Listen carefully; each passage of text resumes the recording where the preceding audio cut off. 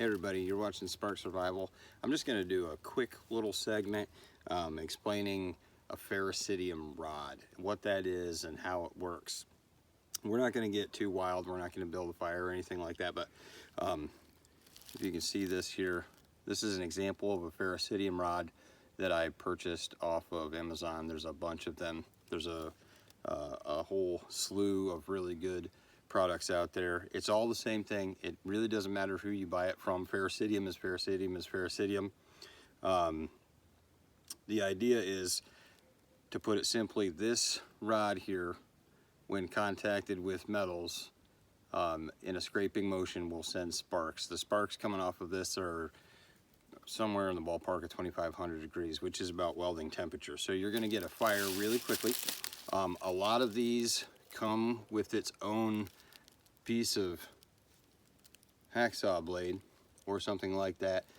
If not, you have something laying around like this, you know, obviously feel free to reuse what you have. Is dragging the teeth down this over and over a great idea? Maybe not the greatest idea ever, but just so you guys kind of know what it is, how it works, I'll just kind of show you.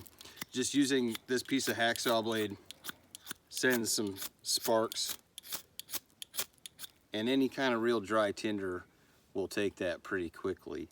And we'll talk about that more in specific fire building videos, but I wanted to give you some examples. In a previous video, I showed my very old piece of junk 440 stainless steel Taiwanese Tanto. This, even though it's 440, some people will try to tell you that stainless steel can't make a spark. That's not necessarily true. It's not as good at making a spark, but this will work. So don't think that you have to have the most expensive knife, the coolest thing ever. And to really put that point across, I bought, actually today, maybe not so essential, but this is a bait knife from Walmart.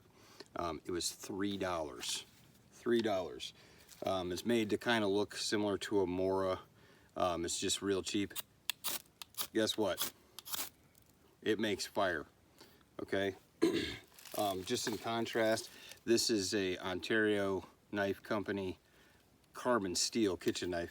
This thing is probably gonna send a whole lot better sparks, if you could see that.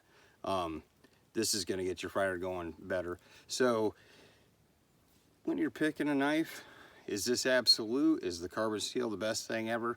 There's a lot of good reasons to have a carbon steel knife. There's a lot of good reasons to have a stainless steel. I'll be doing a video soon, kind of a continuation a little bit of the one thing in choosing a knife, but it's also kind of going to be like a product review and testing of a particular knife that I like to carry and use myself. But that's a ferricidium rod. That's how to use it. Really simple. Keep watching, share, like, and subscribe.